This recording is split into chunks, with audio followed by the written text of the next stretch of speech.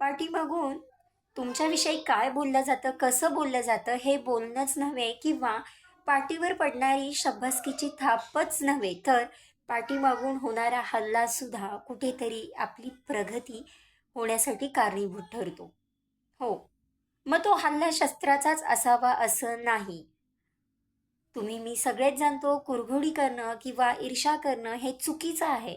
पण कळत नकळत कोणाकडून कोणासाठी ते केलं जात असेल, तर मग अशा वेळेस वाईट वाटून न घेता आपल्या प्रगतीची दिशा, आपल्या प्रगतीसाठी आपली पावलं भरभर पडणं यासाठी सुद्धा ही गोष्ट चांगली असते. म्हणजे काय?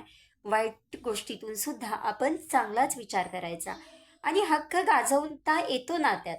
हक्काचं नातं निर्माण होतं. फक्त ज्या व्यक्तीवर हक्क गाजवायचा ती व्यक्ती आपल्याला आपलीशी वाटणं गरजेचं असतं.